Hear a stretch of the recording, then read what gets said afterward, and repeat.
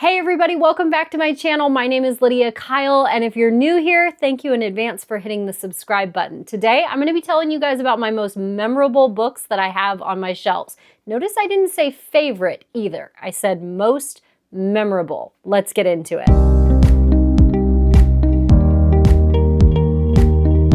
Once again, everybody, my name is Lydia Kyle, and if you're new here, I'm so glad that you are. If you're not familiar with me, I am a full-time social media content creator and an avid reader who loves sharing my love of literature with you guys. And when it comes to literature, there's no right or wrong. There's just preferences. And that's why for this video, I'm not telling you about the best books that I've ever read or my favorite books that I've ever read. I'm just telling you about the books that are the most memorable to me. When I look at these shelves, I have all kinds of memories associated with every single book there, but there are some of them that are just true standouts, and these are those standouts, and they will stick with me forever as far as I'm concerned. When I think about these books, there is something about them that is almost always in my mind. They're the things that wake me up in the middle of the night. They pop up when I'm doing dishes. These are the books that had things in them that I will never forget.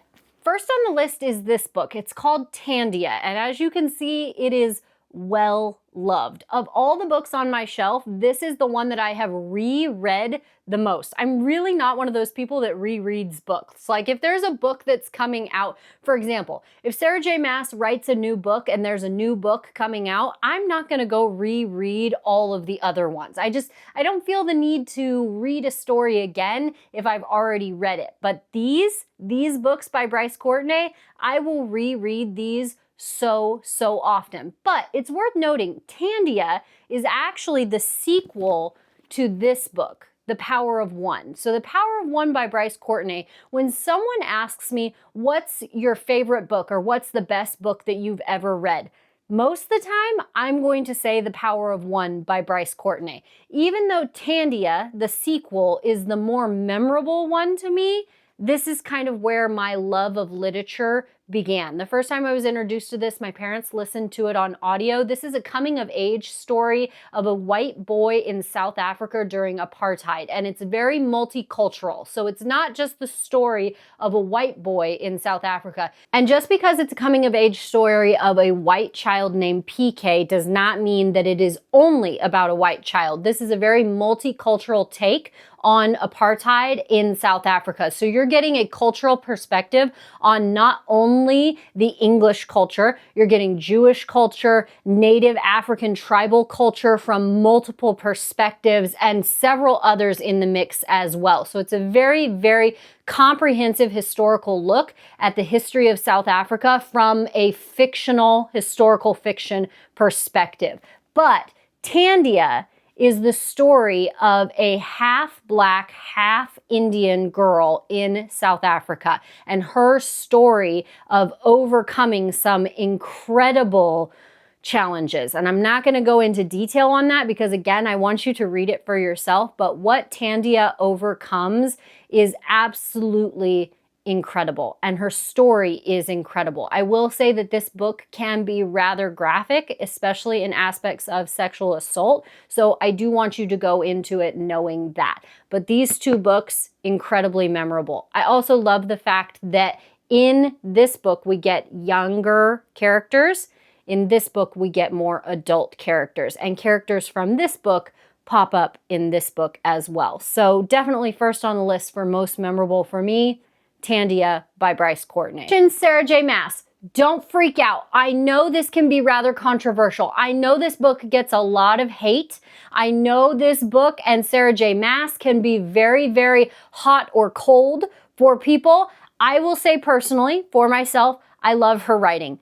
I love her writing, I love her world building, and I find her literature to be very approachable for all different kinds of readers. Whether you're a high fantasy reader or you're brand new to fantasy, Sarah J. Maas is really a great way to meet in the middle on those topics. Now, is A Court of Thorns and Roses, ACOTAR, you may hear that in pop culture, ACOTAR, is A Court of Thorns and Roses my favorite Sarah J. Maas book? No. I have the whole collection, okay?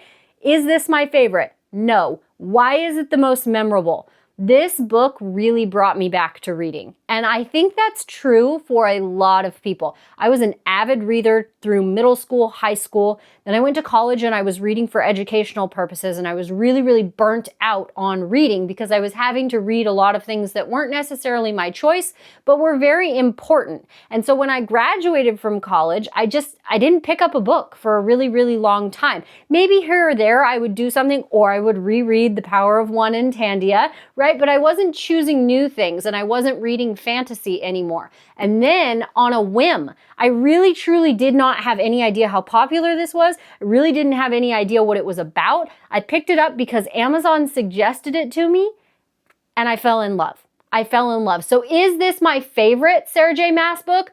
No. But ACOTAR, I have to credit this book and these characters for reigniting my passion for reading and for literature, especially for fantasy. So A Court of Thorns and Roses, as basic as that might sound, as cliche as it might sound, it has a special place in my heart. Next up, we have Ninth House by Leigh Bardugo. Oh my gosh, you guys, this book, I almost didn't finish it. I initially, when I picked this book up, within several chapters, I thought, you know what, this might just not be for me. Like, this feels out of depth for me. This feels out of my wheelhouse. This is wild. I'm not entirely sure what's going on, but what's going on makes me feel a little bit uncomfortable. I'm just not so sure about this. But I stuck with it because it really, really makes you uncomfortable in a way where you need to know what's going to happen next. This is dark academia. So this is fantasy to an extent, but not high fantasy in the sense where you've got dragons and fae and all of those things. This is dealing with the occult and dealing with a world where the secret societies of Yale are performing different kinds of magic to achieve different outcomes. And the only thing I will tell you about this, as far as a spoiler, is that the opening scene of this book is a secret society at Yale performing a ritual in which will help them predict the stock market. And something about this book and something about this author feels just real enough. Leigh Bardugo attended Yale and is intimately familiar with secret societies of Yale, which are very real. And her writing makes it feel just real enough that the things in this will have you questioning what exactly could be true and what exactly could be fiction. The Great Alone by Kristin Hannah made me want to run away and live in Alaska. And this is a sad story too. I'll tell you this right now. This is a sad story. Like, it didn't make me want to run away and live in Alaska because it was like roses and butterflies and it made it seem so wonderful. It's just the way that Kristin Hannah writes is so captivating and so beautiful. It made me want to go see it for myself. This is a story of a girl whose father was a prisoner of war in Vietnam, and he comes back and he's obviously very traumatized by what happened to him during the war and during his internment. And he comes back and he is a struggling alcoholic, and he decides to take his family from, I believe they were from California, take them from California and move them to the bush of Alaska. And this is her story as his daughter. It is very emotional. It is very sad. There are trigger warnings for abuse and obviously PTSD and wartime themes, but this is an incredible story. And it, like I said, it's so beautifully written. It makes you feel like you're there while also simultaneously making you feel like you have to go see this place for yourself. I love this book by Kristin Hannah. It is the best Kristin Hannah book that I have ever read, and I've read multiple of hers. She never lets me down. She cannot write a bad story, but The Great Alone, I will never, ever forget this book. Red Rising.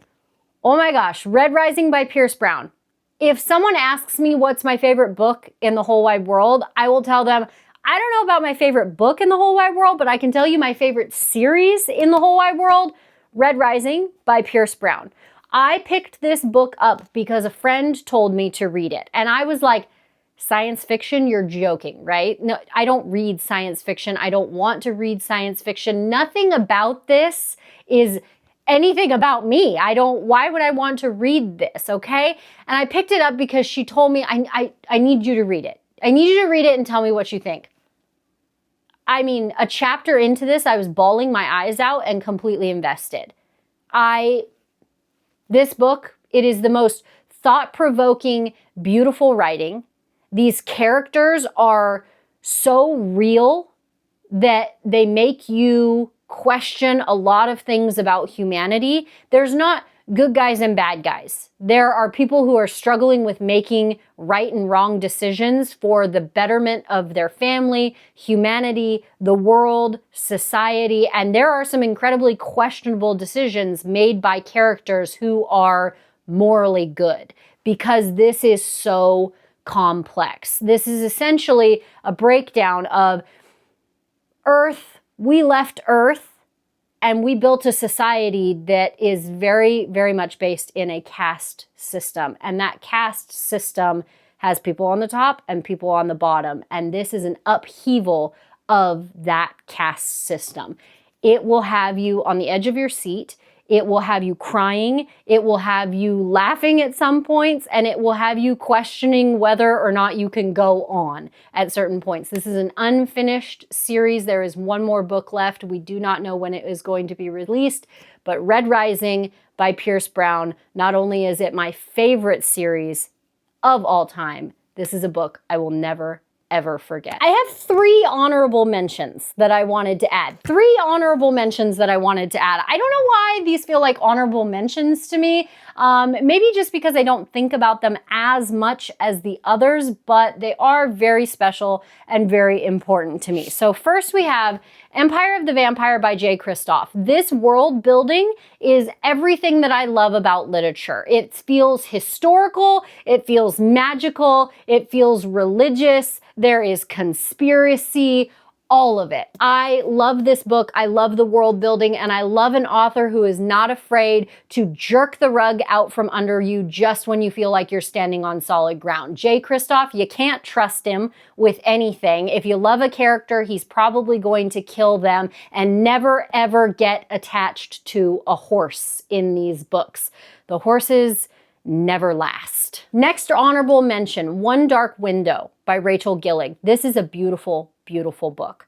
I love this book because it's a great place for people to start with fantasy. It's not super complex as far as the world building, but there is really, really great magic in this, and the characters are complex. So you don't feel like you're jumping into a story where everything feels predictable. You've got just enough of a character building, character development story that you're not quite sure where you're going to end up at the end, and you don't quite know who's the good guy, who's the bad guy, and what's going to be the end result. This is a great book for people who don't always choose fantasy or would maybe like to give fantasy a try. One Dark Window by Rachel Gillig. This was a fan favorite for my private book club that I have on Instagram. They loved this. They loved this. It was our best book of 2023, and it is still an all-time favorite for us. Last honorable mention. This might seem kind of silly, but The Bad Beginning, the series of unfortunate events by Lemony Snicket. I have to give this an honorable mention. This has to be the last thing that I talk about, because these are the books that first introduced me to how magical reading can be. I love everything about these books. This entire series, I still have the entire series. My mom bought it for me on eBay when I was in late elementary school, early middle school. She bought me the whole series on eBay, and I still have those copies. This author, not only did this author make me understand how amazing a book can be, this author transported me to places. This author taught me vocabulary words. This author expanded my horizons in ways that I'm not even sure parents understood how jam-packed these books were, of trauma, turmoil, adventure, learning, science, all of it. It's all in these books. I cannot credit my love of literature without talking about Lemony Snicket and A Series of Unfortunate Events. Okay, you guys, there you have it. Those are my most memorable books that I have on my bookshelf. I would love for you to tell me in the comments what is your most memorable book, or maybe just your favorite book or the best book that you've ever read, because chances are I haven't read it and I would love to add it to my TBR pile. So tell me the title, tell me the author, tell me a little bit about it, and I would love to check it out. If you haven't already, hit the subscribe button. If you have, thank you so much for being here and showing up consistently on my content. I can't tell you how much I appreciate it. I love getting to work on this platform. It's new to me, but I feel like I'm making progress here, and I'm so glad to have you guys along for the ride. As always, you can check out more of my content here. This is a recommendation for something along the lines of what we've talked about today that I think you might be interested in if you liked this video, and I will see you back next time. Bye, you guys.